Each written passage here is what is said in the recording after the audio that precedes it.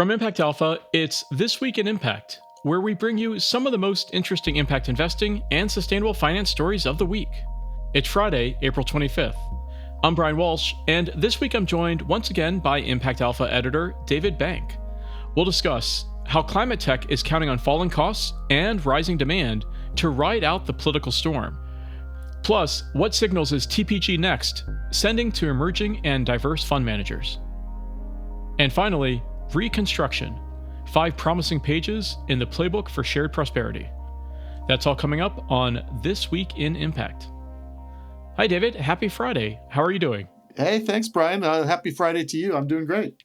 All right, well, let's get to our first story. David, you and ImpactAlpha contributor Clint Wilder were at San Francisco Climate Week. Now, on one stage, the question was put pretty bluntly, are we effed? Tell me, after speaking to climate tech investors and entrepreneurs, what's the answer? Well, I think it depends whether you're talking about, the planet or the companies or climate tech broadly. I think, people have their own opinions about the planet. We've crossed the 1.5 degrees Celsius boundary at least last year, and that may be the future. So that's one part of it. But the climate tech world is cranking along. Now, maybe that's a San Francisco perspective. But it was not the dour, kind of depressed scene that you might expect given maybe policy directions and other things. Folks are fired up, and it's partly because the demand is very strong. Like something like 92% of all new electric generation is been renewable. And there's essentially an insatiable demand for electricity now, which is pulling through a lot of renewable energy of all kinds, including nuclear. But it's also keeping the fossil fuel fired plants running as well. So instead of the renewable substituting for the fossil energy, they seem to be additional to it because as I say, the demand for electricity is just going through the roof. So the demand is going through the roof, but you also reported there are, falling costs in electricity generation. And so how does the falling costs meet with the rising demand? It's a perfect storm for climate tech, and it's not just energy generation. It's sort of falling costs across the board. I mean, there's this kind of faster, better, cheaper notion. Tom Steyer has popularized it, as have others, that the new technology, the new infrastructure is just better. It's better. It works better. It's more digital. It's more flexible. It's more nimble, but it's also cheaper. Like an EV is approaching parity on a just a straight up scale, but it's much cheaper on an operating basis, both the fuel, the electricity versus the gas, but also the maintenance costs are just markedly lower. And it's just one example of how things are getting better and cheaper, and there's a transition to be gotten through, certainly. But the demand for those kinds of products that can make your life better and also save you money is going to be strong. So even despite the political tailwinds and the uncertainty in the kind of macroeconomic environment, the climate tech investors are plugging ahead and just saying that the basic market fundamentals of this technology is there. Oh, absolutely. And and again, it's not just energy. It's not even just EVs and batteries. Like, for example, because the carbon emissions have not appreciably decreased, we may have peaked, but they're not going down at anywhere near the rate they'd need to reach anything close to net zero. There's a kind of increasing agreement that we need carbon capture, not just carbon avoidance, and to actually reduce the carbon in the air. And there's been a sort of a debate over this, and some of the very high tech or hardware heavy solutions have turned out to be quite expensive and maybe hard to scale. But something that's making a big comeback and that was very highly prominent at Climate Week is our nature-based solutions, in particular agricultural solutions and soil carbon. And an outfit called Mati Carbon, which we've written about in the brief, won the $50 million X Prize for carbon removal, and is basically spreading basalt powder over farmland, in this case mostly rice paddies in India, and it interacts with water and it interacts with the atmosphere, and it captures carbon. And they've actually already sold something like 2,000 tons of credits to folks like Stripe and Alphabet and Shopify. They have a consortium called Frontier that's pledged to buy $1 billion of these very high quality carbon removal credits.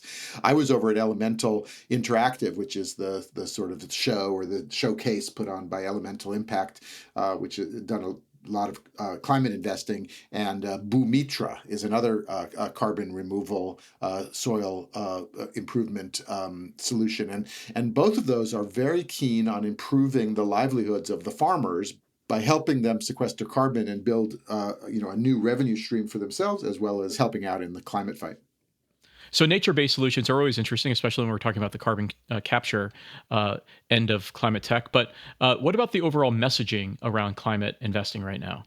I think there's been a lot of sort of teeth gnashing about how the climate narrative or the climate argument has not really caught on as a popular winner, let's say. But I think there is some sense that the common sense messaging around lower costs, around better health, around cleaner air, and around just improved products and services, I think that could catch on, and I think some folks are very buoyed by the continued corporate demand and consumer demand for such things, even if folks aren't proclaiming it as loudly from the rooftops anymore.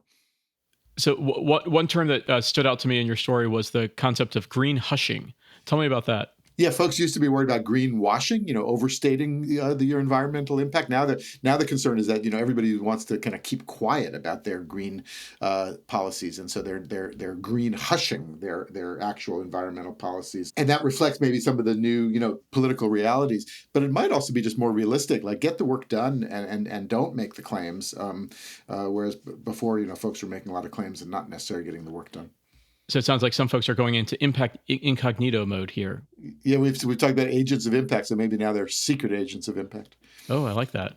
All right. Well, you can read David and Clint's full story on San Francisco Climate Week on ImpactAlpha.com. There's also a link in our show notes. For now, let's take a quick break. When we come back, we'll discuss what signals TPG NEXT is sending to emerging and diverse fund managers. Given the macroeconomic uncertainty, it's a challenging fundraising environment for even established fund managers. For emerging and diverse fund managers, those challenges can appear to be even greater. Our Rudy Sonatas and Amy Cortese wrote this week about the lackluster fundraising facing one of the biggest private equity players in the world, TPG, whose next fund supports emerging and diverse fund managers. David, what's happening with TPG NEXT, and what does that say about the dynamic we're seeing play out in the market right now? Well, again, there's people, sort of are changing their websites to remove references to, diversity, equity, and inclusion, or so-called DEI. There's reasons why folks are doing that, and so we were interested when we spotted a kind of SEC filing for TPG NEXT, and that's an initiative of the big private equity from TPG, and it was specifically about seeding and staking new fund managers, diverse fund managers, emerging fund managers. It came out with a big splash a couple of years ago when CalPERS, the big California public employee retirement system, put down $500 million for the fund. But this is now 2 years later. They'd only raised something like $564.5 million, so only another 60 plus million in those 2 years. And so that seemed like a cooling of the marketplace.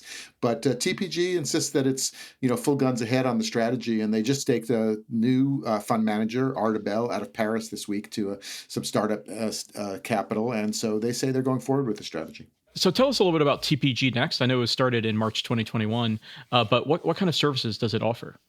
Well, this whole question of how to help new managers get out of the gate has been, gone through a lot of revisions over the years, let's just say, and different people have tried different strategies, because the thought is that you need to help managers, get going on their first fund, and then they can get to their second, third, fourth, and they grow up to become institutional grade investment managers. But if they don't get started, obviously they'll never get to that next stage. And so TPG NEXT and a number of other initiatives said it's not just sort of being an LP and putting some money down on this manager, but it's maybe even taking a stake. We've written about GP stakes, so folks actually get into the business with the fund manager. They can warehouse some deals before the fund closes. That helps the fund manager kind of establish their track record and get some actual transactions under their belt. There's working capital loans, because the economics of being a fund manager are quite thin, especially before you've had any exits. And so,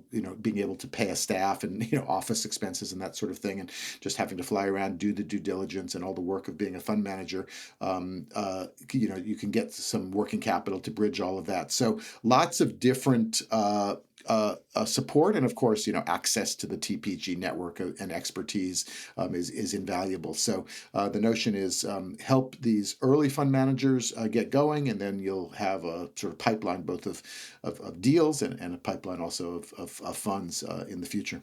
Yeah, so TPG is not just a very established private equity firm, it also has its impact investing fund, but it's not a charity. So they're not doing this out of the goodness of their heart. And CalPERS, which is helping back them for this TPG Next program, also isn't a charity. So what is the kind of commercial driver for offering this support for the next gen fund managers?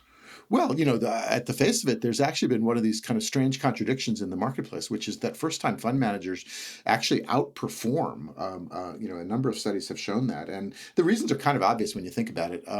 That people are just getting their business going. They've got all their good ideas, kind of ready to roll. They've been thinking about striking out on their own for a while, and they're hungry and committed.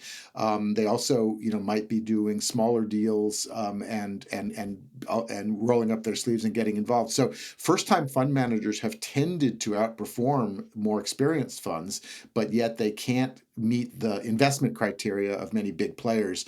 They don't have the track record, and so they're considered to be risky, and sometimes they're too small for the biggest players. And so there's a number of sort of institutional or structural constraints that have made it difficult for early fund managers to just even get going. But TPG and some others have decided, that they can help out with that and seed the future, but also make some money in the present.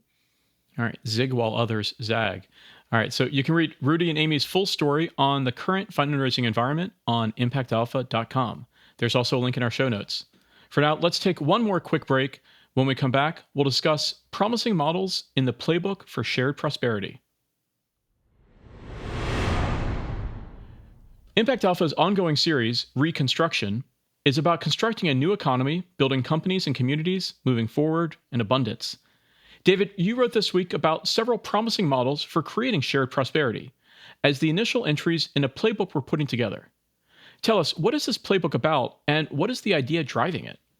Well, it's something we've been working on for a while in many different forms. So we've kind of brought it together and said, hey, what if folks could see that there was a set of strategies that actually had the effect of making folks' lives better and, reduced costs or raised livelihoods, whether that's income or generational wealth, community health in all sorts of ways. So we've just been kind of taking lots of the kinds of things that we've been covering and kind of turning them into kind of a set of strategies or a roster, a set of plays like a coach might call in a game.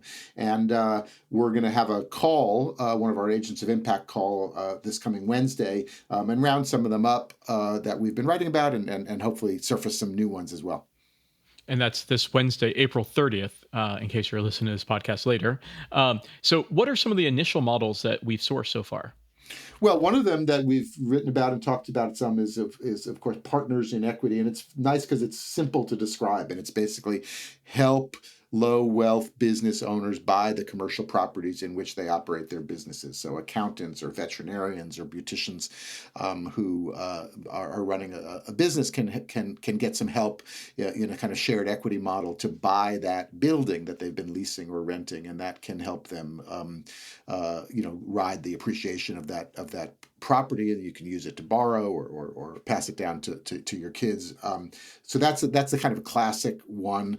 But some of them are a little more complicated. One of the things that we've talked about is that home ownership, which is a great path to wealth creation, it's not just about sort of allowing first-time home buyers into the market, which is important, but even helping current home buyers preserve their home ownership, because there's all sorts of ways that folks lose their homes, whether it's rising insurance costs or rising maintenance costs or property taxes or just kind of bad mortgage deals in the first place. So there's a kind of a whole set of services developing to help folks preserve their home ownership. And we're going to have Daniel Smith of Keepingly, which has just come out of the gate with a strategy around that on next week's call.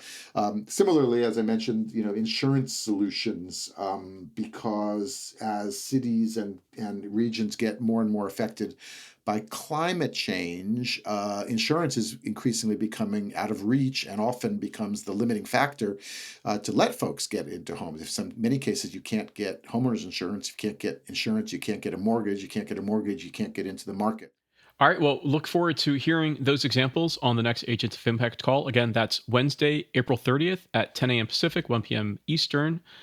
You can read more about the playbook for share prosperity on ImpactAlpha.com. There's a link in our show notes to add your own play, as well as to register for that call. But for now, that's going to do it for this episode of This Week in Impact. Thank you, David. Thanks, Brian, as always.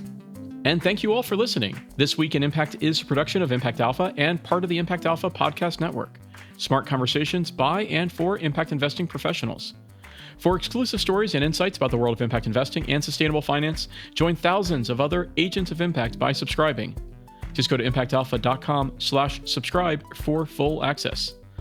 Thanks as always to our producer extraordinaire, Isaac Silk.